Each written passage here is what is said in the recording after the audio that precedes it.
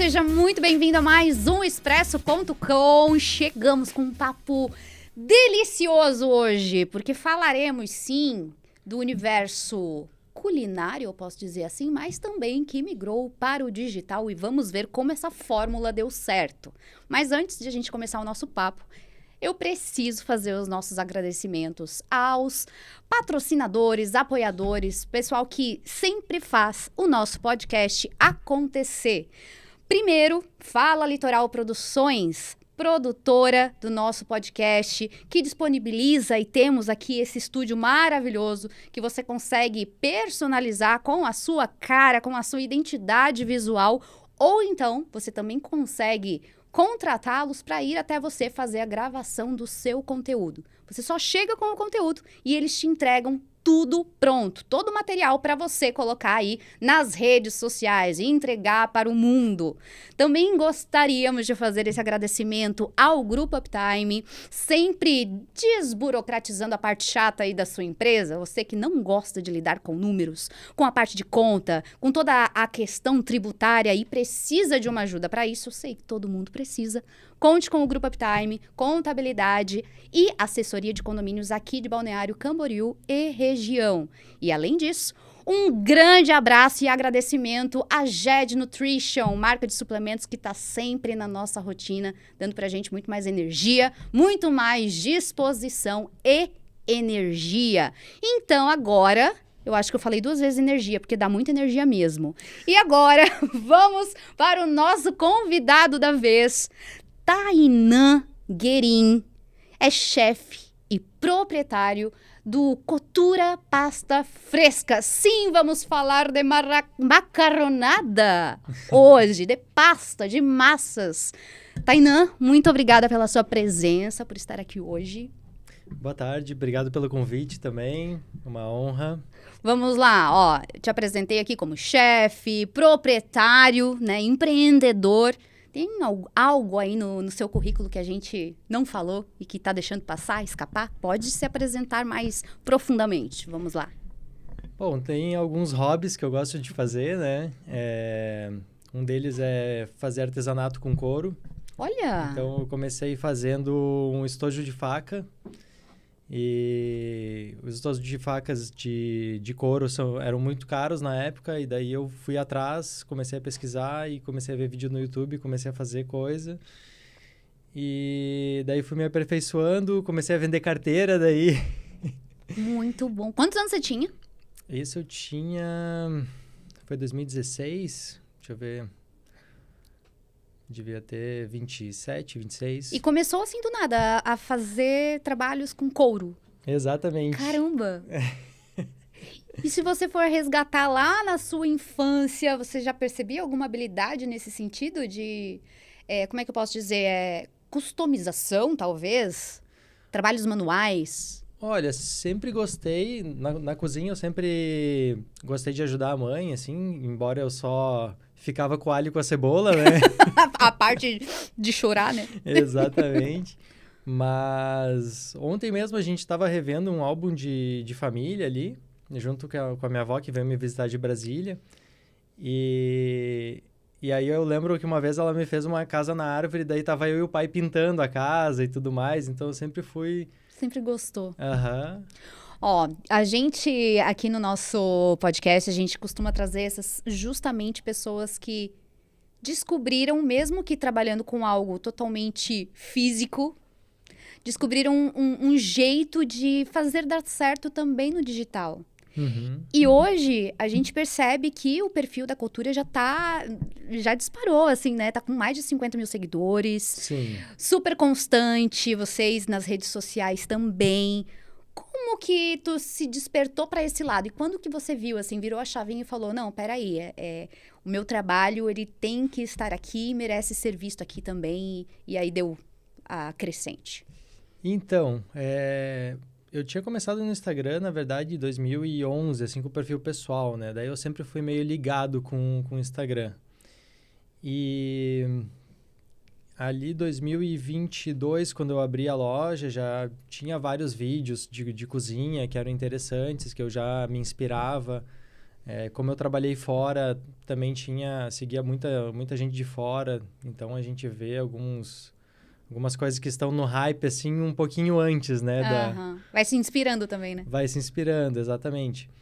Então, eu comecei a gravar, eu colocava o celular, tentava mudar o ângulo, daí depois eu editava com calma ali, também para divulgar, por causa que o Couture, ele tá posicionado numa rua que não é, assim, uma rua que todo mundo passa. Na verdade, tem gente que mora aqui que chega lá e fala, meu, mas eu nunca passei nessa rua aqui. Ele é próximo ao Brasil, mas é paralela ali, né? Entre a Terceira e a Brasil. Isso, exato. Daí é uma rua que não tinha nada de comércio. Era uma rua muito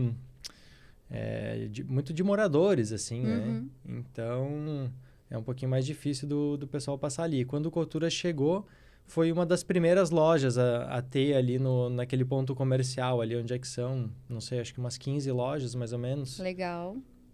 E aí você descobriu no digital essa possibilidade de divulgar e de ser visto, no caso. Sim. Essa foi a ideia. E aí foi uma surpresa. Os vídeos foram tomando uma proporção assim que a gente não esperava, né? Eu lembro a primeira vez que viralizou um vídeo assim de dar 1,5 milhão de views. Uou! E aí eu postei o vídeo, daí comecei a limpar a loja. E o celular não parava de vibrar assim do lado. Eu falava, meu Deus, o que tá acontecendo, né? Cada vez que eu abria o Instagram era tipo 100 coraçãozinho mais e comentário, não sei o que. Eu olhava assim os views indo de 10 em 10 mil. Eu falava, meu Deus, o que tá acontecendo? Isso faz quanto tempo? Isso foi, acho que uns 2 anos atrás, o primeiro vídeo. O primeiro vídeo viralizado. E você conseguiu entender, ou em algum momento você olhou pra trás e falou, tá, eu acho que foi isso aqui que deu certo e que fez viralizar? Você conseguiu entender o caminho das pedras daquele vídeo? Não, na verdade... O que você fez nele? A gente...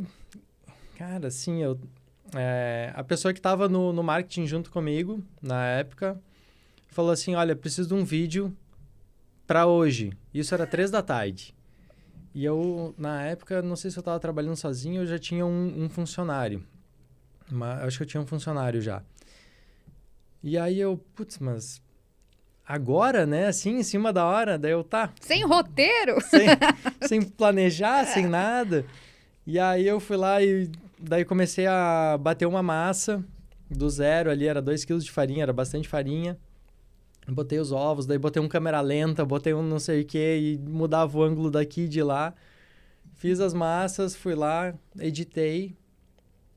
E aí botei o despertador para postar ali por 5h30, 6 horas. E foi isso. Tipo, caramba, foi bem... Não foi nada assim... super pensado. Vamos fazer o tal vídeo, que esse vídeo vai bombar, esse vídeo... Não, era um vídeo só para preencher a lacuna de, tipo, tem que ter um post hoje. Caramba! E é muito engraçado porque na maioria das vezes que a gente faz essa pergunta pra quem tá aqui, eles falam, do nada, um vídeo aleatório, que só veio, vamos fazer, e é isso, acabou. Deu certo. Primeiro vídeo que viralizou na pessoa que acaba dando certo no digital. Mas com o tempo eu fui notando que, assim, quando eu faço um vídeo empratando ou alguma outra coisa... não dá tanto engajamento igual fazer a massa. Fazer massa é terapêutico até para quem olha, né? Ah, é verdade. Desperta essa, vontade de estar ali amassando, cortando. Aí tem a apelação do visual, né? Então a gente tem lá a madeira com a massa ali, que dá um contraste legal, fica bonito na câmera, né? Então, que bacana. Talvez tenha uma apelação visual ali em primeira mão, assim. Desde quando você tá no digital com a tua marca? Desde que abriu, desde 2022. 2022. E viralizou em que ano? Há uns 2 anos atrás, 2024. Eu acho que sim. Por ali. Entre 2 23 e anos. 24. E você trabalhava com constância, assim, já estava com a marca? Ou não? A partir do momento que viralizou, você falou, não, peraí, agora eu tenho que focar nisso aqui. Não, na época a gente sempre focava em postar todo dia. Todo dia que abrisse a loja, no caso, né? Legal.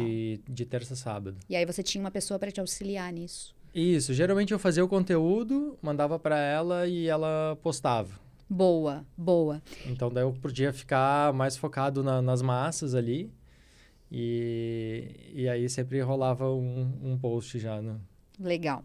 Hoje, o que que você percebe que traz o diferencial da marca no digital?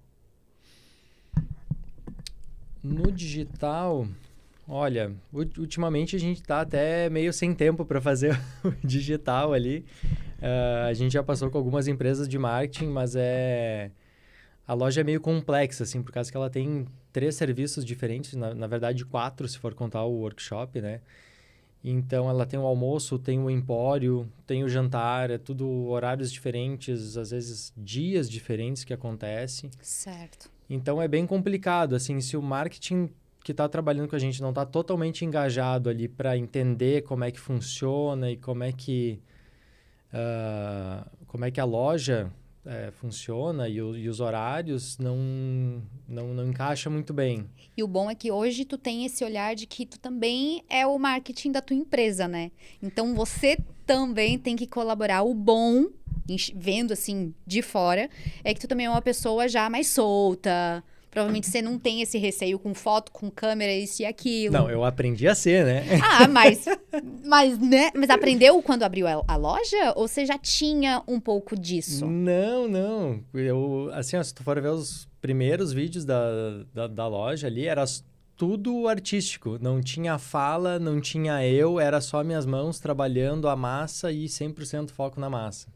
Legal. Aí teve uma das empresas de marketing que eu contratei, daí ela falou assim, tu precisa aparecer, tu precisa começar a falar. E aí, quando eu começava os primeiros vídeos, assim, eu falando, era tipo todo travado e errava direto e não sei o quê. E aí foi engraçado, porque esses dias eu mostrei para uma pessoa um vídeo lá atrás, e daí a pessoa que me falou, nossa, olha a diferença de como tu falava antes e como tu fala agora. E eu nem tinha percebido isso. Foi essa semana até. Olha só, eu acompanhei alguns vídeos teus, só pra contextualizar, eu não conhecia o Tainan, nossa produtora Nádia, fez essa ponte, esse contato, conheci, já tinha passado na frente da loja, já tinha visto stories da própria Nádia, tendo a experiência com vocês, e aí fez essa ponte. Mas eu cheguei a olhar o teu perfil, a ver que tu tens um perfil pessoal e o da marca. Você não fez essa junção só do Tainan. Então, Sim. talvez você tenha modificado o perfil que já existia para o da marca. Eu não posso estar enganada. Não, foi sempre a mesma coisa. Sempre Sempre iniciou sempre como do o zero. Insta da marca. Exato. E vi essa desenvoltura. Só que eu não cheguei a olhar aqueles vídeos antigos para saber, peraí, tá travado ou não. Então, eu já te conheço dessa forma, mas Já é legal. destravado. Exatamente. Mas assim, é legal perceber que tem que ter essa persistência e tem muita gente que demora para entender que precisa aparecer. Sim. Como é que foi para você a partir desse momento que o marketing tá exigindo que eu apareça? Peraí, foi muito difícil ou não? Você já encarou como é profissão, é a minha marca e vamos dar-lhe? Eu sou da opinião que tem que fazer, né? Então, no começo eu sempre quis focar muito na identidade da marca. Na marca, no produto, na qualidade, na variedade que a gente tem de coisas, né? Então, eu sempre quis dar essa ênfase. Eu não queria aparecer assim de cara. Sim. Eu queria construir uma marca e aí eu acho que foi meio natural eu pensei assim, pronto, agora eu já tenho a marca, já tenho o produto, o pessoal já me entende, agora tá na hora de eu aparecer e eu apresentar e começar a tornar a coisa um pouco mais pessoal, um pouco mais humanizada. Que legal, que legal. Pra daí dar mais um passo, assim, no digital, né? Crescer mais ainda, né? Exatamente. Você já estava falando sobre essas 4 vertentes do ou da empresa ou do Cotura? Como que você chama? Do Cotura. Do Cotura. Uhum. Que tem a parte de almoço, jantar, empório, que provavelmente são os produtos que você tem lá à venda, né? Uhum. E a parte artesanal ali, como é que você chama? Do workshop também de massa. Exato. Ou seja, você tem 4 vertentes de uma mesma marca. E que se você quiser, você ainda pode ampliar para o digital, no sentido de, se você dá workshop, você pode fazer talvez um curso de... Olha, eu já comecei a gravar um curso digital, na verdade. Só que foi frustrante porque eu gravei 3 vídeos e dos 3 vídeos, 1,5 ficou no mudo. Então, Não! depois que eu gravei os 3 vídeos, eu pensei, nossa, tem o módulo 1 completo já e já tô iniciando o 2. Quando eu fui editar, eu falei, nossa, eu não acredito nisso. Agora deixa eu te perguntar. Você fez sozinho? Aham. Vou olhar pro nosso produtor aqui, ó. Erivelton não deixaria isso acontecer. Fala Litoral Produções. Já peguei aqui o marketing, fiz o gancho. Vamos ter que trocar essa figurinha aí depois, não, hein? Mas, por favor. Mas eu entendo, porque já cansei de fazer alguns vídeos assim que, nossa, tô aqui, deixa eu emendar, deixa eu fazer essa sequência de vídeos pra rede social e depois chega lá, tá no mudo, vamos refazer. É tortura. Eu sei como é que é. Mas faça. Eu tenho que fazer, eu tenho que começar a abrir mão, porque assim, eu sempre fui o cara do faça você mesmo, né? Eu não gosto de esperar no tempo dos outros e então, às vezes, eu acho mais fácil fazer e a economia no bolso também é válida, né? Claro, mas pensa que ao mesmo tempo que tem economia, e não é só porque eu tô fazendo propaganda deles, não tem nada a ver, mas ao mesmo tempo você também paga para ter o seu tempo, às vezes é compra do seu próprio tempo. Não. Isso porque, eu já entendo cara, hoje eu também. entendo, porque eu também faço e já fiz isso. Edição é um nojo. É verdade. O Erivelto que não me escute neste momento, porque, né, ele é editor, ele gosta do que faz, mas demora. Não, e assim, ó, tu pega às vezes um profissional fazendo isso, ele vai demorar, sei lá, 1 hora, tu vai demorar 5. E vai ser maçante aquelas 5 horas, entendeu? Porque não é a expertise, né? Exatamente.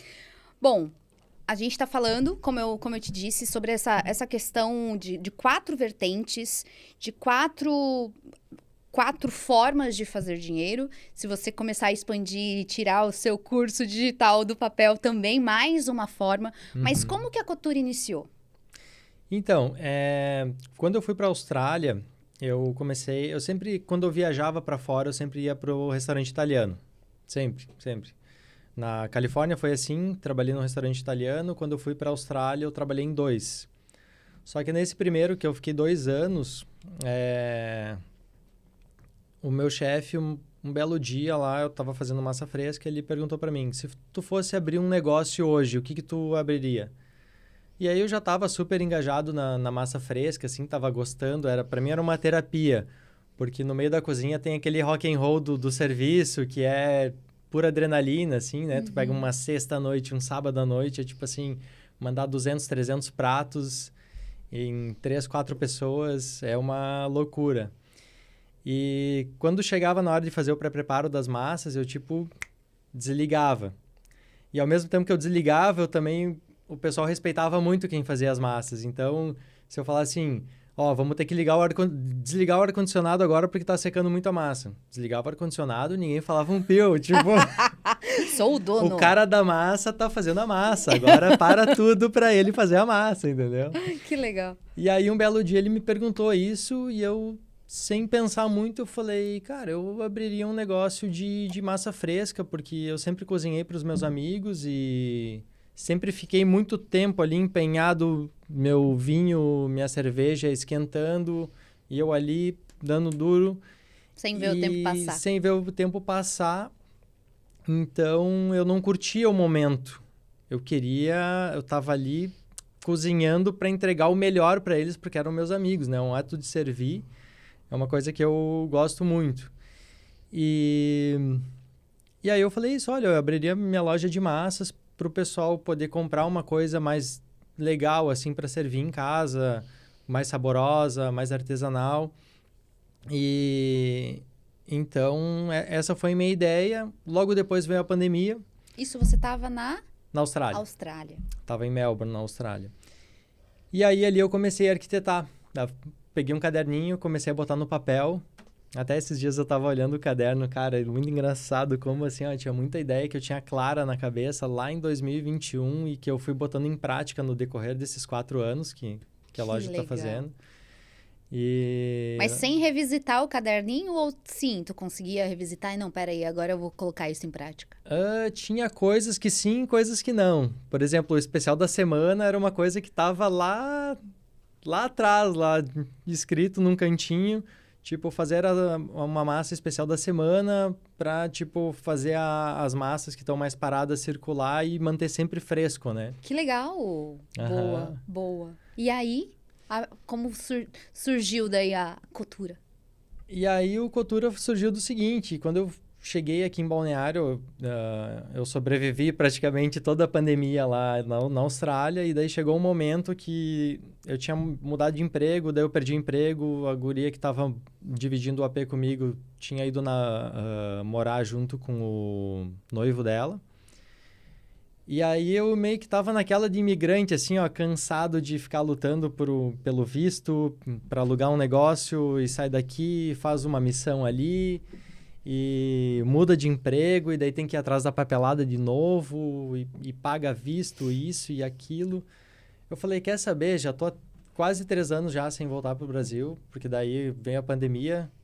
Eu tava até na Tailândia quando estourou a pandemia, quase que eu não consigo voltar nem pra Austrália. Uhum. E aí a minha segunda parte das férias era pro Brasil, e daí eu não consegui vir pro Brasil.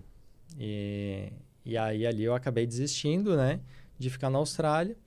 Eu vim pro Brasil e aconteceu a surpresa de eu começar a namorar aqui.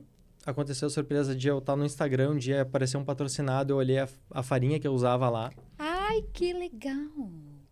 E daí foi tudo assim... E aí assim... tu falou, peraí, eu acho que os planos vão sair do papel. Exatamente. Daí eu peguei lá meu caderninho de novo, comecei a dar uma olhada, porque o Kotura era para estar sendo montado agora. Era um plano para dali 5 anos. Ah, quando é para ser, né? E aí eu pensei, cara, não vou deixar dessa vez passar o cavalo encilhado, igual diz meu pai, né? E o local? Você começou a pesquisar? Foi algo também fácil ou não? Como é que foi pra ti, assim? Foi bem difícil, na verdade, porque a maioria dos lugares em Balneário agora não tá mais aceitando restaurante. E outra que, às vezes, eu chegava num ponto e eu falava, nossa, essa daqui é a sala, preciso desse lugar, vai ser o ponto perfeito, tem visão, tem tudo, tem estacionamento perto. Aí chegava para falar com o pessoal, a gente já tá assinando com outra pessoa, já tá em processo de fechamento, não sei o quê. E é engraçado que aqui os imóveis, eles não são atualizados, né? O que é alugado, o que não tá alugado. Aí eles estão, aí em cima tá vendido, da hora, o que não tá vendido. E aí é uma funçãozinha. Mas tu já sabia que tu queria ter também essa experiência no Kotura? Ou não? A princípio, você queria vender o produto e servir? Servir não era o objetivo, né? O negócio do workshop ali, a ideia era fazer o pessoal entender o que era massa fresca. E também foi uma experiência que eu tive lá na Austrália, que eu fiz aula de cerâmica lá. E eu achei o máximo. Eu até, quando eu voltei pro Brasil, eu tava vendo para comprar um torno, né? Fazer cerâmica em casa. Mais um hobby. E aí eu achei legal aquele negócio que o pessoal vai lá, interage, toma um vinho, desopila um pouco, sai um pouco do seu trilho ali, né? E aí eu pensei, cara, vou fazer isso daí com as massas, o pessoal vai começar a entender, vai começar a ver minha loja, vai começar a ver o produto que eu uso, vai ver que não é tão fácil assim de fazer uma massa artesanal, vai ver o cuidado. E até foi bom para mim mesmo, porque eu achava que era muito fácil fazer massa fresca. E quando eu comecei a ensinar, eu comecei a ver a dificuldade que é para fazer o negócio. Não é tão fácil assim quanto parece. Na verdade, tu sabia muito bem fazer. E aí, pelo fato de dominar aqui ali, tu achava, é tranquilo fazer. É que eu fazia com fazer os outros fazerem. Naturalidade, né? E aí é engraçado como dá pra ver as pessoas, né? Quando elas têm dificuldade, como é que elas reagem. Então, o curso é uma leitura de pessoas, assim, bem, bem engraçada. Mas eu acho sensacional essa parte da tua marca, que é justamente proporcionar a experiência e não vender simplesmente o produto ou o prato pronto. Trazer essa experiência, ela muda completamente, eu acho que até mesmo a tua relação com o teu cliente. Sim. Porque a partir do momento em que não só provam do teu produto, mas também tem a experiência ali, tô fazendo isso, cria uma conexão ainda maior com o teu cliente, né? Sim, eu sempre fiquei ali na frente do atendimento ali também, né? Então, quando eu era sozinho na loja no começo, os primeiros 4 a 6 meses, eu acho que eu trabalhava sozinho. Então, eu ia bem cedo, fazia os molhos, fazia os recheios, depois eu começava a fazer as massas na vitrine. E na época eu me organizava de um jeito diferente, então as massas eram frescas mesmo. O que quer dizer uma massa fresca mesmo? Assim, a gente faz hoje uma técnica que é tipo um processo de pré-cozimento para proteger a massa e proteger o recheio. Tá. Porque a massa, conforme ela fica abafada ou se ela pega uma variação de temperatura, ela já gruda uma na outra. Então, no começo a gente fazia isso, só que eu não tinha essa percepção de que talvez nem todo mundo sabia como é que dava para lidar com a massa fresca. Por mais que dentro da caixinha ali tinha tudo que era para fazer, tinha gente que nem olhava, nem abria. Então, a gente teve alguns problemas no meio do caminho e daí rolou uma alteração. E isso também proporcionou das massas poderem viajar mais longe. Por exemplo, já foi para São Paulo. Teve um amigo meu esses tempos que levou para o Canadá as massas. Olha! Que ele mora lá, né? Ele é casado com uma canadense. E ele levou para lá e eu fiquei aqui, ó. Tomara que chegue lá tudo vivo, né? Então, eu fazia tudo cedo, daí ficava fazendo massa. Enquanto que eu fazia as massas, eu ia atendendo os clientes. E naquela época o meu estoque era muito menor, porque daí tu não tem tanto espaço para guardar a massa, porque ela não pode ser empilhada desse jeito, né? Tá. Então... Eu tô tentando entender o processo. Eram as caixinhas, era uma do ladinho da outra. E daí assim, ó, se cabia 30 pecinhas ali de massa, era 30 pecinhas que tinha. Para mim fazer mais 30, era mais meia hora ali, entre abrir massa, botar o recheio. E daí também acabou o recheio, era só no outro dia, porque daí eu era um só, né? E a pessoa que vai até você, só linkando o assunto, a pessoa que vai até você e compra a massa para fazer em casa, o que ela tem que fazer? Qual que é o primeiro passo? Tem forma diferente, é uma forma diferente de fazer? É praticamente igual ao miojo, tá? É água fervendo, sal na água. E só fazer, então? 4 a 7 minutos, aquece o molho, joga no molho depois 1 minutinho, depois do tempo. E tá ótimo. Ah, tá. Então, o procedimento que o pessoal não seguia era até esse passo de fazer. Isso, na verdade, carregar. O armazenamento, né? Então, o pessoal, às vezes, sei lá, pegava a massa, depois ia buscar o filho no colégio, depois passava no shopping, depois pegava o cachorro no pet. E aí passou um dia inteiro. Aí passou um dia aquele inteiro. calorão, verãozaço, e a massa ali toda... E a massa ali, se debatendo na caixinha, né? Então, e no começo, assim, ó, era engraçado que daí... Cara, é um marinheiro de primeira viagem, né? Teve uma vez, eu nunca vou esquecer, foi uma mulher lá, ela comprou metade da minha vitrine. E daí eu olhava assim, meu Deus, eu vou ter que fazer tudo de novo. Ao invés de falar, leva. Quer tudo. levar a geladeira? Leva também. Mas daí depois, tipo, é que a gente não tá acostumado, né? Então a gente tem um mindset diferente. Então, o negócio é que, para mim, sempre foi um pecado deixar alguma coisa terminar e falar assim, isso eu não tenho. Aí a pessoa fala, e esse aqui? Esse eu também não tenho. Meu, no terceiro item que não tem, fecha as portas, né? Pelo amor de Deus. Então, eu sempre fui muito cuidadoso em não deixar nada terminar. Só que o processo no começo era bem trabalhoso e não tinha como estocar tanta coisa. Sim. Então, daí só você? De dono? Não de dono, mas fazendo e metendo a mão na massa, literalmente. Não, hoje eu tenho 5 funcionários. Tá. Todos eles chefes também? Não, são 2 cozinheiros e... São 3 cozinheiros, na verdade. Só que um deles faz comigo a massa fresca lá, que eu já tô há quase 1 ano ensinando ele. Legal. E 2 pessoas na cozinha quente daí. A partir de quantos anos, assim, de cultura você começou a perceber que dava para trazer mais gente para a equipe? Olha, foi bem... Baby steps, assim, foi bem devagarinho. Mas um ponto-chave, a minha tia é chefe de cozinha lá em Brasília. E ela tem um restaurante lá gigantesco, ela tem quase 60 funcionários. Ó. Bem pertinho do Banco Central lá. E ela veio aqui para me dar uma força, para me ajudar, para ver como é que tava e tudo mais.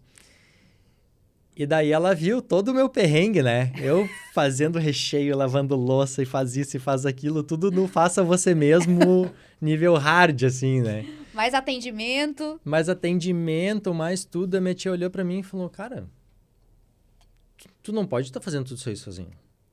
Tu vai ter um burnout daqui a pouquinho. E daí eu olhava assim, sim, mas não tem como eu contratar alguém, não tô fazendo nem o mínimo da loja, né? Tipo, eu preciso... Primeiro gerar, né? Lucro. Preciso ver uma grana para eu contratar alguém. Daí ela, não é assim que funciona. Tu tem que contratar alguém para tu começar a ver o lucro. E aí, foi indo. Daí, contratei uma pessoa que até me ajudou muito. Foi bem importante ali no começo. E aí as coisas começaram a tomar uma proporção maior. Eu vi que, tipo, eu me desliguei de uma parte, comecei a focar em outras coisas. E assim foi indo. Mas eu sempre fui meio medroso pro negócio próprio, assim. Eu demorei bastante tempo para ter um negócio, eu acho. Tem gente que acha novo, eu acho que não. Então eu fui sempre dando uma tateada, assim, pra ver... Até entrar de cabeça. É igual andar na neve, né? Primeiro tu bota o bastãozinho, vê que dá, daí bota o pé, aí depois tu vai, né? A verdade. Cara, muito bom. Mas é muito legal ver essa trajetória, assim, e ver onde tá, apesar de ser uma marca nova. Sim. Não tem 5 anos, pelo que tu me disse? 5? Vai fazer 4 ainda, em agosto. Pois é super nova. E o que tu acha, tu acredita que a Cottura tem, assim, de máximo diferencial, que faz realmente estar dando certo e vai continuar dando certo? Olha, a gente tem... Primeiro que é tudo feito com muito amor e carinho, assim, ó. Tipo, eu botei minha vida ali, praticamente. Todos os produtos que tem ali é a soma de uma trajetória de vários restaurantes. Então, às vezes, cada molho que tem, eu posso falar, esse molho ou esse detalhe eu aprendi num restaurante francês lá em Porto Alegre, quando eu fiz o estágio. Esse daqui eu aprendi no segundo restaurante que eu trabalhei lá em Melbourne. Por exemplo, a receita do cannoli, do recheio do cannoli, eu aprendi lá em Melbourne no segundo restaurante que eu trabalhei. Aprendi com um italiano. Qual o sabor? O sabor é o clássico, é ricota, uma ricota de búfala que a gente tem ali, com raspa de laranja e chocolate amargo e vai pistache na ponta. Ai, que delícia! É bem gostoso. É doce? É doce. Ou é um misto, assim? Não, é doce. Só que ele não é aquele doce enjoativo. Então, quem gosta de sobremesa e quem não gosta, os dois acabam gostando. Muito pros bom. Dois públicos. Muito bom. Quais são os horários, só porque agora eu já me bateu uma vontade de fazer uma massa lá em casa. Os horários de atendimento. Então, o Empório é sempre das 11 às 7, de terça a sábado. O nosso almoço é das 11 às 13h30 durante a semana. E no sábado, que é o dia da preguiça, a gente estende até às 5, né? Legal.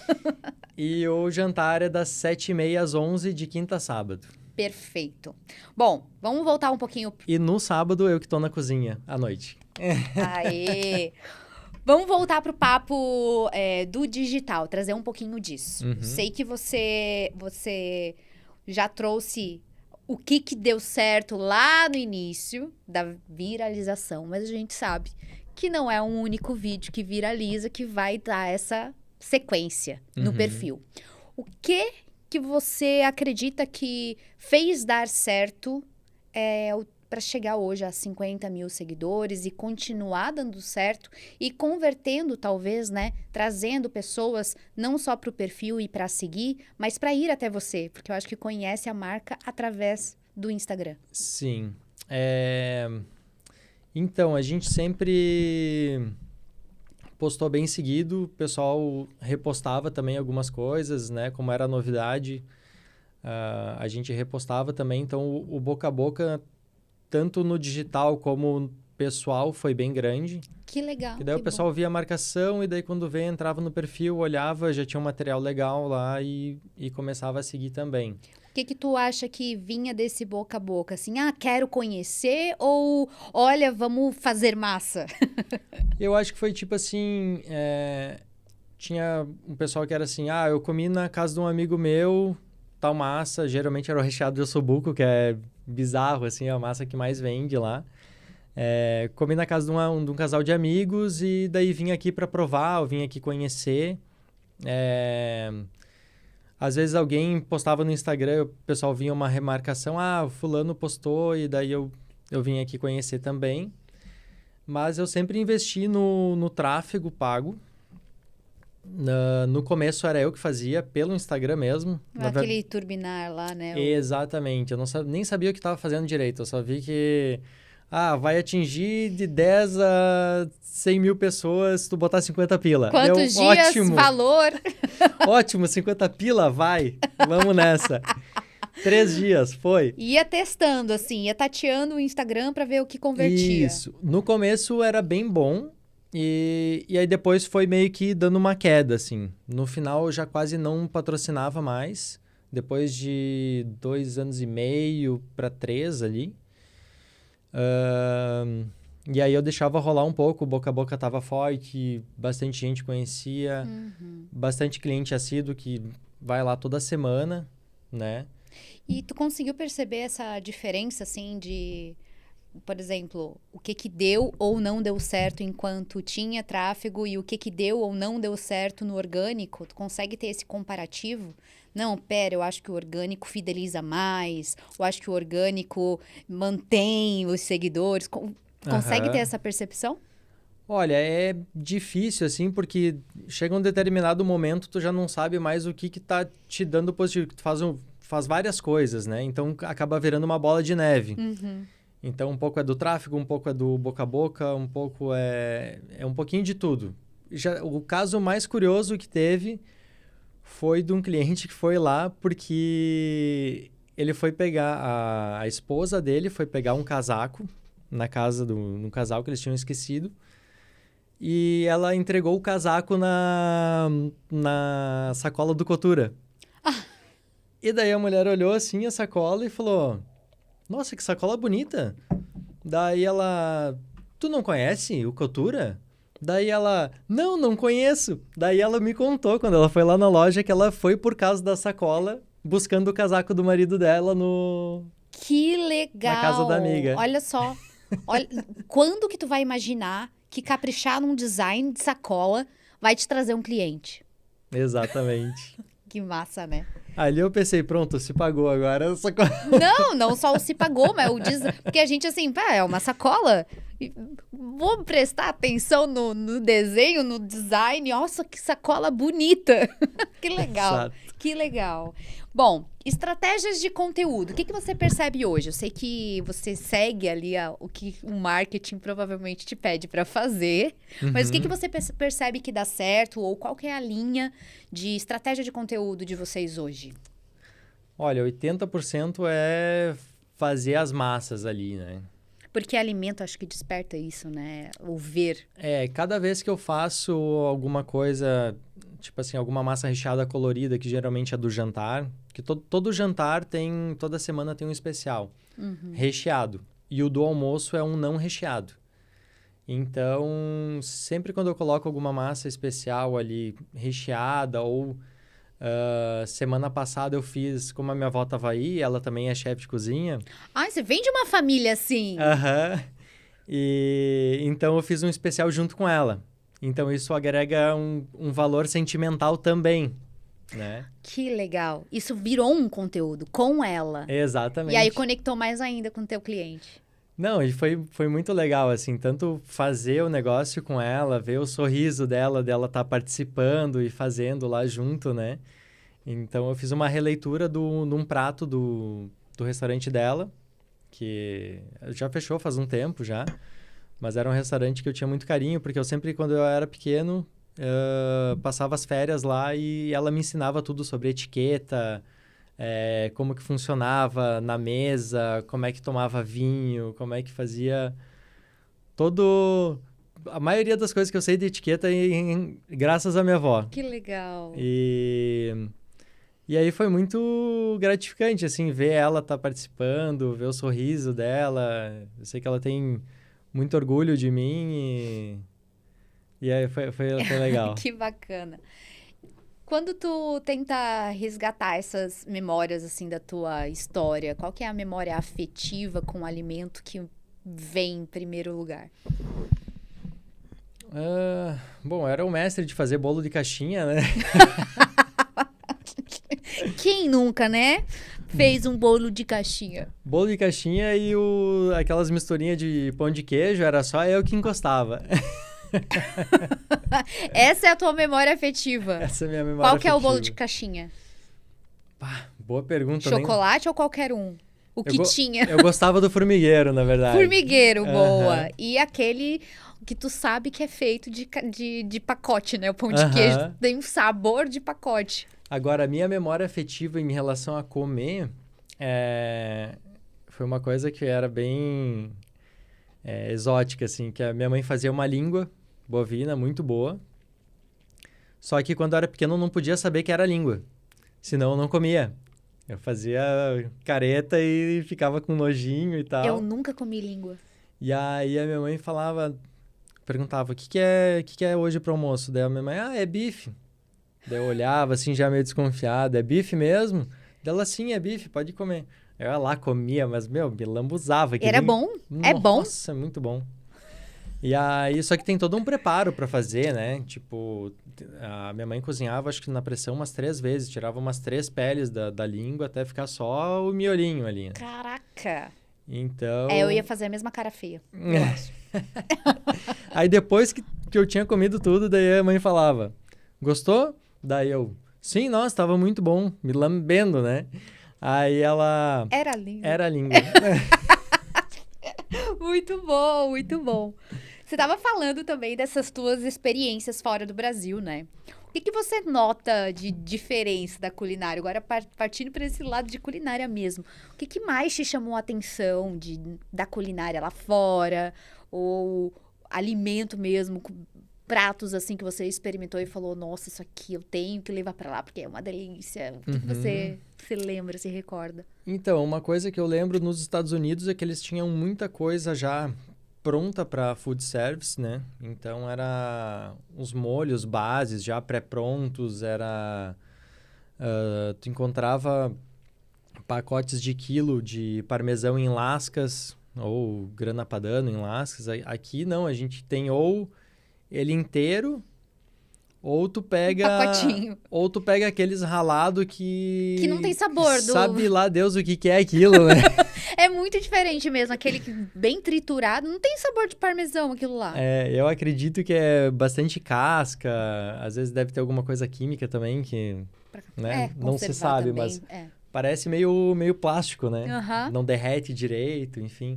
Mas lá tinha bastante coisa de qualidade pré-pronta, assim, pra tu só pegar, abrir o pacote e sair usando no restaurante. O que, às vezes, se tu tá trabalhando igual eu comecei trabalhando sozinho, isso daí é uma mão na roda, sabe? Sim.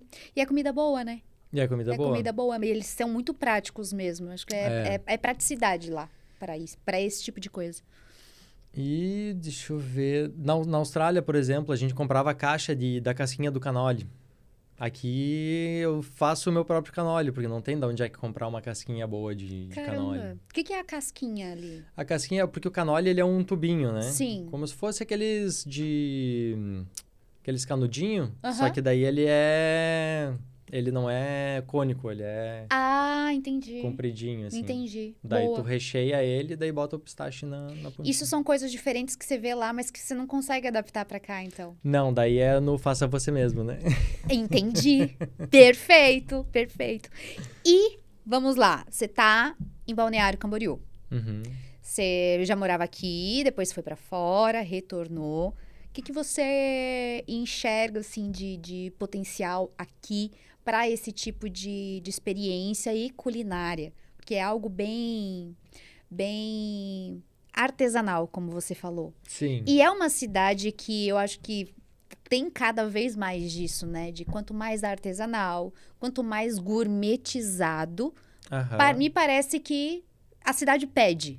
O que você sente tendo essa experiência aqui em Balneário? Então, para começo de história, eu sou meio assim, anti essa palavra gourmetizado. Eu também, porque... mas você entendeu aonde eu queria chegar. Eu entendi. Na verdade, assim, eu acho que Balneário tá tendo uma mudança, assim, na gastronomia, né? Que a gente tinha uma gastronomia meio pobre, assim, no começo aqui, logo que eu cheguei, né? Era muito simples, daí tinha aquele galho de alecrim cravado no prato, assim, que, né? O que eu faço com isso? Não serve pra nada. Só pra dar um charme. Bem anos 90, né? Mas era, sei lá, 2010 a gente ainda via isso aqui. E não sei se ainda vê, espero que não. Ó, porque se você tem um restaurante e tá vendo esse papo, anota. Tira o alecrim. Então, assim, os chefes estão vindo com propostas diferentes, né? A variedade gastronômica, a gente já encontra alguma coisa, um bom lamen para se comer, coisa que eu comia lá na Austrália e falava, nossa, se eu abrisse um negócio de lamen aqui em Balneário também acho que ia dar muito boa. Enfim, eu acho que a gente está tendo essa mudança, o pessoal está dando valor para comer melhor, principalmente porque a globalização aumentou, né? Então tá mais fácil viajar para fora agora, o pessoal come lá fora. E daí se identifica, né? Por exemplo, lá no Cotura o pessoal chega... eu vi uma lojinha muito parecida com a tua lá em Florença ou lá em Bolonha. Tenho certeza que quem falou isso pra ti foi a Nádia. Não, até talvez ela tenha falado, se não me engano, mas vários relatos assim. Sim. E de fato, porque acredito que isso deu esse boom também em Balneário Camboriú, né? Além de já ser uma potência, a própria cidade, esse avanço de ser mais acessível estar lá fora trouxe tanto para as pessoas que querem empreender trazer isso, quanto para a necessidade dos outros que viajaram quererem esse tipo de culinária aqui também. E assim, desde quando eu fui para Califórnia, quando eu voltei, era 2014 ali. A minha ideia era ter aberto um negócio de salada, que lá na Califórnia estava bombando, e aqui não tinha nada de salada ainda, nada. E aí eu falei pro pai, na época não tinha muito dinheiro, né? E aí eu falei pro pai, cara, a gente precisa abrir um negócio de salada, o brasileiro não sabe comer salada, e salada é gostoso, é só fazer um bom molho, botar um acompanhamento bom ali, né? Com técnica de chefe de cozinha, a gente consegue fazer uma coisa... gostosa, né? E aí o meu pai olhou assim, não, uma salada e tal, ficou meio assim. Daí eu, deixei, né? Deu um boom, né? Cara, não deu 6 meses, eu acho. Foi uma atrás da outra, abrindo coisa de salada. Eu só olhei pro pai e falei, E deu muito certo. O que a gente procura de... Eu sou suspeita, porque eu também adoro ir pra parar e comer uma salada bem feita. E aí, depois disso... Daí eu sempre botando no papel, né? Eu tenho meu caderninho lá de ideias lá, tá tudo lá. Depois disso eu tive uma ideia de fazer molhos, uma linha de molhos, porque, cara, eu ia no mercado assim para cozinhar para alguém e olhava, como tem os molhos sem graça, né? Meu Deus do céu, não tem sabor, não tem carinho, não tem... É tudo muito industrializado. E daí a ideia era fazer os molhos, o nome era Mundi Molhos, porque daí era molhos do mundo todo, né? E aí a minha grande ideia era que eu gostava muito de música, ainda gosto. Cada molho ia ter uma música, tipo assim, esse molho foi produzido escutando, não sei, Nirvana. Que legal! Eu adorei! E aí até eu tava comentando isso com uma pessoa esses dias, ela falou, cara, por que não botou isso daí ainda no Cotura, né? Tipo, porque se tu quiser, eu corto essa parte pra ninguém roubar a tua ideia. Não, tá tudo certo. É só eu botar lá na minha etiqueta agora a música. Eu acho muito massa. Porque a linha de molhos eu já tenho. Muito legal. E tu vai conectar com o pessoal que gosta de música, assim. É. Eu sou outra suspeita. Eu adoro isso. Cara, se eu pego um molho, uma massa e tem música atrás, eu vou falar, eu vou comer ouvindo essa música. Spoiler, aguardem os próximos rótulos do molho. Por favor, faz isso. Muito legal, muito legal. E da onde que veio essa ideia? Do nada? Brotou? Foi de ir no mercado e sentir a necessidade. Geralmente, uma grande ideia vem de uma necessidade, uma solução apresentada por uma necessidade, né? Eu acho que já vi vários cases de grandes empresas e essa foi uma ideia que eu tive. Muito legal. E o outro modelo de negócio que eu quase tive, chegou assim, ó, nos finalmente, eu cheguei a comprar um carrinho e tudo, era o negócio de canole. E o nome do... Carrinho? Um carrinho, eu ia nas feiras, coisa assim. Ah, E aí ia legal. vender o canole. E aí, como eu gostava na época muito do Poderoso Chefão, o nome era o Poderoso Canole. Adoro. Muito bom. Você tem uma criatividade aí nata, né? Aham. Você traz, assim, tem essa pegada. Eu acredito que a pessoa que trabalha com produtos artesanais tem muito isso aflorado, né? É, Esse lado mais criativo, arte. Porque não deixa de ser uma arte, é verdade. certo? Bom, mudando agora um pouquinho do saco pra mala, você lembra de alguma coisa que você tentou fazer assim e deu muito errado? Olha... É uma boa pergunta. Ah, não vai dizer que nunca fiz nada errado. Não, assim, não... Talvez sim, não é nada, assim, super grave que me vem na cabeça, sabe? Ah, mas que bom. Talvez ali no Poderoso Canole eu não mergulhei de cabeça. Tipo, eu comprei o carrinho, fiz a marca, fiz o design, contratei um cara para fazer o design e tudo mais. E aí, no fim, E não tinha porquê. não Não foi fazer. pra frente. Entendi. Uma das minhas preocupações na época era tipo assim, tá, eu preciso do meu trabalho para sobreviver.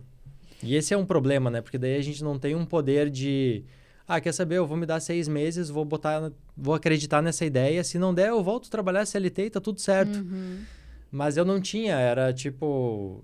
Eu pagava a conta do mês com o salário do mês, e era isso. Sim, aí até arriscar, né? Ah, e será que vai dar certo? E aí eu consegui um pouco de independência financeira quando eu fui para a Austrália, que daí eu ganhava em dólar, então eu economizava uma grana lá, mandava para cá.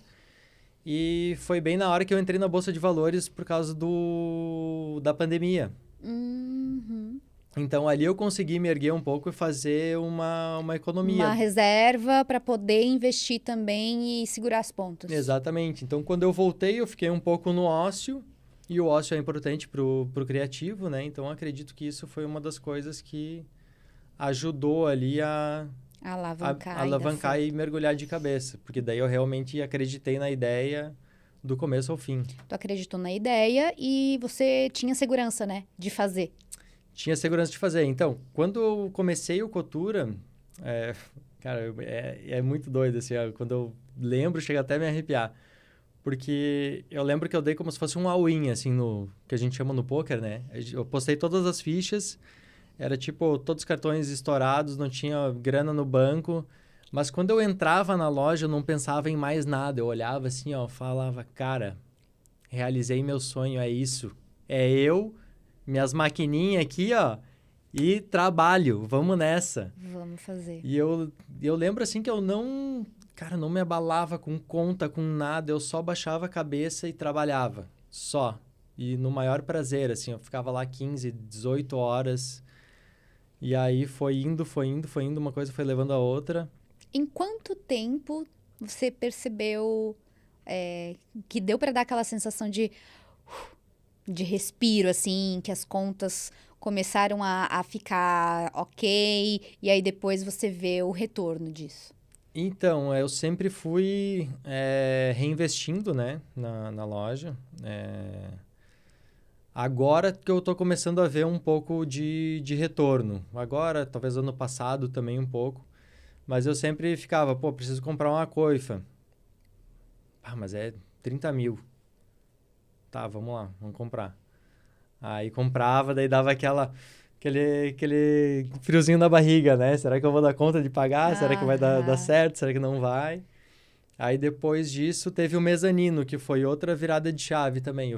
Construí o mezanino lá na loja. Ah, que bacana! Aham. E aí ali o mezanino foi para a experiência de aula ou comida? Ou Não, foi servir? comida. Já tinha uma necessidade. O nosso sábado almoço lá é, tipo, muito forte, né? E já tava dando, assim, muita fila de espera. O jantar também, quinta, sexta, às vezes a gente tinha que mandar a mesa embora. Olha. Não tinha muito o que fazer. Cheio, localzinho pequeno, 5 mesas só. E então o mezanino foi uma Era bem bistrô, né? Bem bistrô. Então o mezanino foi uma necessidade ali que eu fui sentindo, mas eu ainda alonguei assim um pouco, meio naquele receio, será que eu invisto, será que eu não invisto, será que vai dar, será que não vai dar? E aí quando eu investi, que eu decidi, não, vou fazer, se é para dar errado, que dê errado. Não tem problema, mas vamos arriscar, né? E aí deu super certo. O mezanino ali faz uns 10 meses que tem o mezanino, acho que ali que foi o... Eu acredito que essa parte do empreendedorismo tem que ter esse passo de fé, né? De fé, nem que seja na gente mesmo, de fazer acontecer, mas tem que dar um passo para... Vamos ver no que vai dar. A minha tia que falava, agora tu vai ver o que é resiliência. O que é ser resiliente, Porque né? é muito difícil. A gente quer uma segurança, a gente quer estar super preparado para fazer acontecer, quando na verdade você tem que... Tá, deixa eu pegar o que eu tenho nesse momento e vamos dar um passo para ver o que vem depois, porque a gente pode se surpreender. E, na verdade, acho que qualquer empreendedor passa por isso, principalmente no começo. Vamos dar esse passo e vamos ver o retorno. E outra coisa muito interessante que você falou é, agora que eu tô vendo o respiro, ano passado, e as pessoas vêm para Balneário se deslumbrando, achando que no primeiro ano vai fazer acontecer, vai dar dinheiro, e isso não é assim que funciona, né? Tem que ter muito planejamento, tem que ser centrado. Eu já vi algumas empresas que o pessoal às vezes se deslumbra e daí é amigo e daí paga coisa para amigo e daí, não, fulano não paga. Fulano ali pode descontar a comanda dela ali, tá tudo certo. E aí nessa se quebra. Cara, eu acho que assim, amigo, negócios à parte, né? Se tu é amigo da pessoa, acredito que tu tem que mais é que ir lá e fazer questão de pagar. Porque é teu amigo, tu quer ver o cara pra cima, tu quer ver o cara grande. Então vai lá e paga. Não chora desconto, não... O cara tem as contas dele pra pagar. Exatamente. Entendeu? Esses dias eu tava falando com uma amiga minha justamente isso. O amigo que é amigo, ele vai lá e paga de bom grado porque quer justamente isso. Mas a mentalidade do brasileiro é muito difícil, cara. É muito difícil. Você passou por isso? Você passa por isso? Não precisa acusar seus amigos aqui, eu viu? Acho que até que não. Acho que até que não. Mas eu já vi casos, assim... Às vezes, pra evento, já me pediram, tá, mas e... Faz um desconto, sou teu brother. Então, já aconteceu, mas assim, cara... É o meu tempo, entendeu? Eu já fico 15 horas na loja, daí tu quer que eu saia de lá, cozinhe pra ti, faça compras, faça pré-preparo antes, entupa as geladeiras de coisa lá, que eu não consigo... Daí tem que ficar toda hora fazendo um Tetris, né? Mexe daqui, bota pra lá, não sei o quê. Pra não ganhar dinheiro. Cara, eu trabalho pra ganhar dinheiro. Exatamente. Acha que é um hobby só, é uma brincadeira, e na verdade não. Pera lá, é meu trabalho. Exatamente. Né? Bom, você já, no meio disso tudo, desses 5 anos aí, quase 4 anos, na verdade, que se passaram, você já recebeu alguma pessoa, assim, lá no seu espaço que, nossa, não esperava? Ou não esperava que essa pessoa estivesse seguindo, ou comentado, ou entrado aqui e experimentado meu prato? Já teve essa sensação em algum momento, ou não? Já aconteceu diversas situações. Teve uma vez que o cara é chefe de cozinha, que mora em Singapura. Daí ele estava visitando o irmão e a irmã dele, que moram aqui. E daí ele me chamou na mesa. E daí a guria que estava no atendimento lá falou, tem um cara que quer falar contigo lá e tal.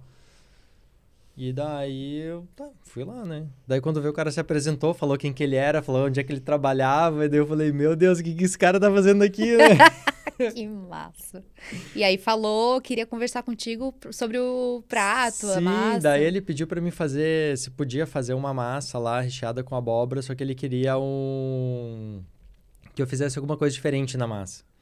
Daí eu fui lá, peguei um biscoitinho, que é o Cantucci, que é um biscoito tradicional de amêndoas, ele é doce, né?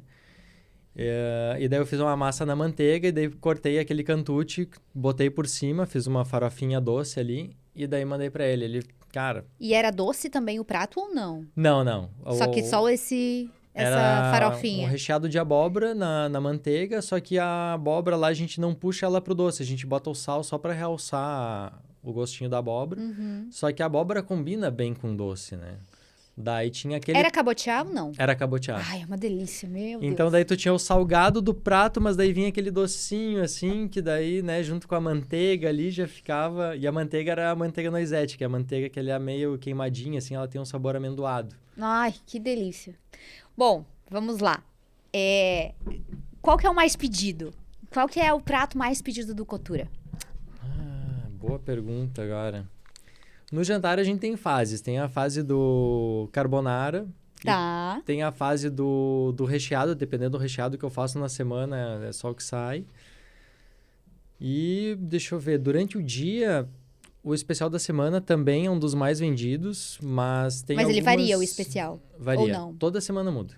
Toda semana. É difícil fazer isso, tá? Eu imagino. Tem dias que eu fico me batendo, o que vai ser essa semana? Eu imagino, porque tem que... Mas assim, não repete? Não. Nunca repetiu? O mais legal do... Não, já repetiu. Já tem repetiu.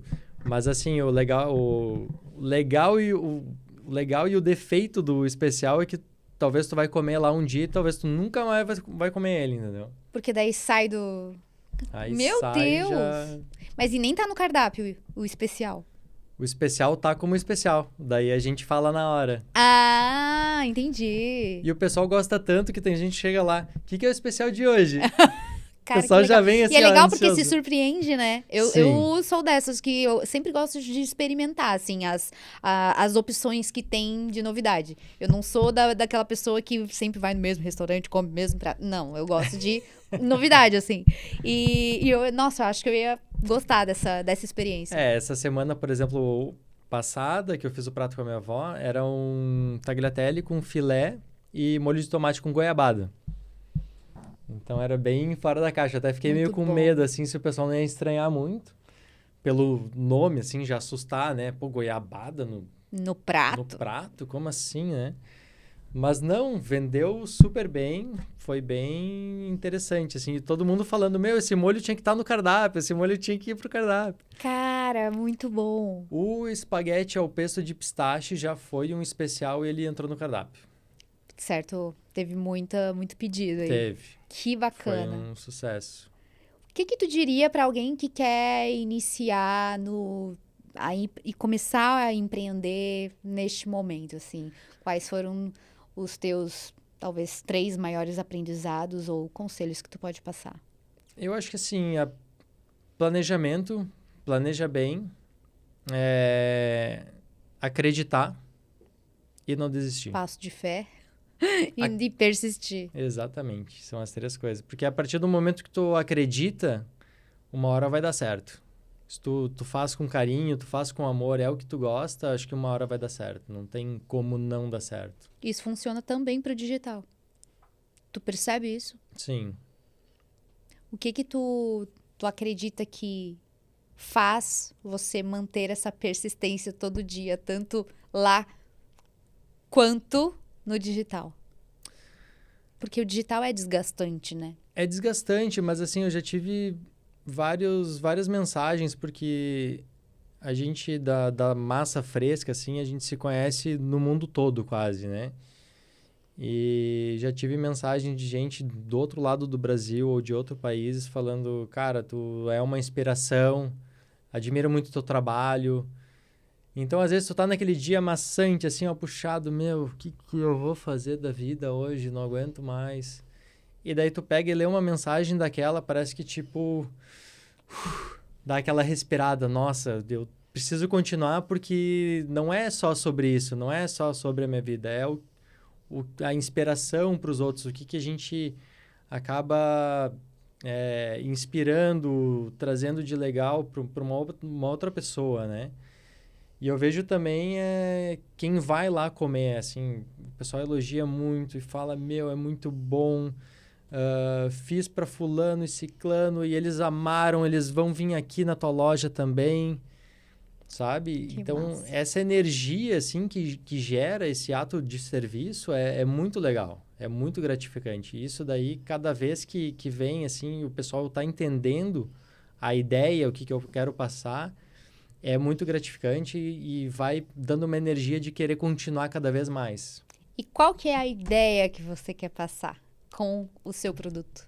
O que você deseja transmitir, assim, além de servir, porque eu já vi que é algo seu, que você gosta disso, servir com amor, mas o que você deseja que a pessoa que conheça a tua marca, conheça o teu espaço e prove da tua comida, sinta, ou, enfim. Assim, uma coisa que eu não abro mão é produto de qualidade. Então, o nosso extrato de tomate vem da Itália, a farinha vem da Itália, assim como outras coisas, que a gente faz uma curadoria de produtos bons para estar lá. Então, acho que assim, a minha ideia é comida simples, tanto que eu não uso nem broto no prato. Não uso nem broto. E tipo, cara, não vou negar, fica bonito no prato, fica ótimo. Mas a minha ideia é comida simples, gostosa, com qualidade e bem feita. Com técnica, só isso. Maravilha. Bom, e trazendo essa qualidade e a paixão pelo que tu faz é inevitável, né? A pessoa sentir esse sabor e se deliciar ali. Exatamente. Teve algum feedback, assim, que te marcou muito? Positivo ou negativo? Pode ser os dois.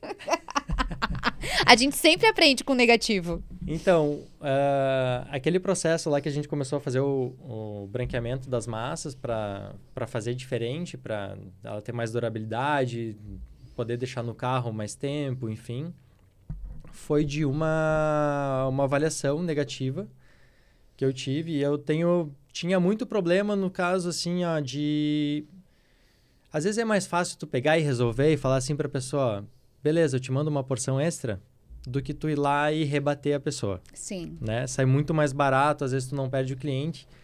Mas o que aconteceu? Machucou o meu ego e eu queria me expressar e falar para a pessoa, olha, tu não cozinhou na panela certa, tu não guardou do jeito certo, tu não fez isso, tu não fez aquilo. Só que nesse meio tempo a gente ficou rebatendo o textão um pro outro, né? Eu fiquei chateado, a outra pessoa ficou chateada, óbvio, entendo ela. Foi até no Dia das Mães. Então, Olha. ela comprou a massa numa sexta, foi fazer no domingo e, tipo, né, não deu certo. E eu entendo a frustração dessa pessoa. Mas, assim, como eu queria que ela entendesse o amor e o carinho que eu botei naquilo que não era para dar aquilo, né? E aí foi uma conversa, assim, meio tensa. Ela foi lá, botou uma avaliação 3 estrelas no Google.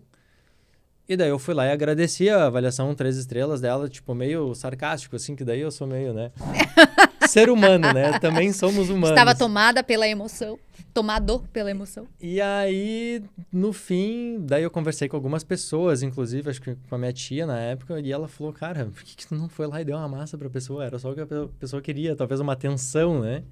Ela era da culinária? Não, nada a ver. Só Eu acho que não. Não foi embate profissional, foi não, realmente cliente. Não. Daí ela falou que nunca mais ia lá na loja, que os amigos dela também não iam ir, ia fazer questão de falar pra não irem, não sei o quê. E daí eu falei, beleza, tá tudo certo. Só que naquilo eu não escutei, tipo, beleza, o problema é dela, eu vou seguir com o meu. Não, eu fui lá e fiquei com aquilo na cabeça. Eu falei, cara, eu vou mudar.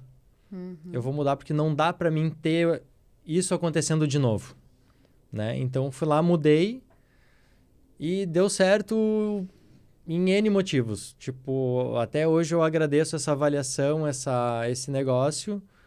Você voltou a falar com ela depois sobre a mudança, não? Não, já senti que eu deveria, mas eu não lembro mais do contato dela. Se tu estiver ouvindo, por favor, volta lá. Vai ser um prazer te receber. Te receber. Vai levar e vai dar muito tudo obrigado. certo. Muito bom. Qual que é o nome dela? Não lembra? Não lembro também. Eu tenho um problema você. sério com nomes. Seríssimo. Mas que bom. No fim das contas, foi um feedback positivo. Sim, exato. Porque olha só a mudança que teve pro melhor, né? Pra tua marca. Então, eu sempre fui meio pelo... Assim, me critica, que daí eu posso melhorar, mas uma crítica construtiva também, né? Uma crítica... Fala com carinho, né? Que realmente construa, né? E não que ofenda, porque daí não é crítica construtiva nunca. Não, quando ofende, daí a gente às vezes consegue perceber que a pessoa tá de mau humor. Mas eu já tive uma experiência, assim, que... Cara, eu fui comer um pastel lá no... Eu gosto de comer o pastel lá no Forte, lá atrás do Mac, lá. Aham. E são duas ou 3 irmãs, agora eu não lembro, acho que são 3 irmãs. Cada vez tá uma lá, elas são muito gente boa. E aí, cara, eu vi um cliente chato, mas um chato chegar do lado, que até eu fiquei incomodado. Eu falei, coitado da tiazinha, né, cara? Tá ali o dia inteiro trabalhando, fritando pastel, moendo cana. E aí ela foi lá, sentou do lado do cara e começou a... Mas olha, qual que é o teu problema hoje? Tá tudo bem contigo? Cara, ela me deu uma lição de atendimento ali, ó. Que eu fiquei assim, ó. Porque lá na loja, o que acontece? Bem no começo, às vezes o pessoal não conhece, o pessoal não sabe como é que funciona a loja e faz muita pergunta. Só que assim, eu não tinha o tempo hábil para ficar ali. Então, isso daqui é assim, isso daqui é assado. Então, muitas vezes eu olhava assim, ó. Pô, a pessoa tá me perguntando isso. Daí eu olhava pra massa do lado secando e falava, nossa, eu preciso agilizar essa massa. E daí aquilo já... Pra ver como não dava pra assumir tudo só você. Exatamente. Então, aquilo ali eu já perdi a paciência. Daí, às vezes, eu era um pouco mais seco com a pessoa. Coisa que não deveria ser. E aí aquilo, assim, foi meio que um choque, assim. Eu falava, cara, eu preciso tentar mudar minha postura, ou pelo menos botar alguém no atendimento, se eu não consigo atender e não vou me sentir bem, não vou conseguir passar uma energia boa para a pessoa, né? E então a gente vai aprendendo no decorrer a mudar um pouco, a ser um pouco mais flexível, um pouco mais calmo. E a gente como chefe, isso daí é uma coisa que eu tive que ter uma conversa comigo mesmo. A gente está ali realmente para doutrinar as pessoas, para entender, olha, isso daqui não é assim, isso daqui se come assado, a massa fresca funciona assim. Então, cabe a mim falar para as pessoas como que é que funciona. Exatamente. Você que sabe, né? Você que faz. Exatamente. Ensinar como ela deve usar o teu produto. Exatamente, mas não só o produto, isso daí vai ensinar alguma coisa, às vezes, na vida para ela. Tipo, eu fui lá no fulano, ele me explicou que a massa fresca era assim, que veio da Itália, que a farinha italiana é muito melhor do que a farinha daqui, não sei o quê. Então, a gente vai somando coisas na vida das pessoas, né? Com certeza. Você acaba utilizando tuas redes sociais para também trazer um pouco desse ensinamento ou não? Porque eu acho que seria super interessante para ti, viu? Eu já tive uma ideia, já tentei passar pro marketing, assim, de fazer isso, de toda semana, tipo assim, terça-feira vai ter uma curiosidade do chefe. Ou uma dica, uma sugestão de massa fresca. Sugestão massa. Exatamente. Do Neira. Sugestão massa. Sugestão massa para você aqui.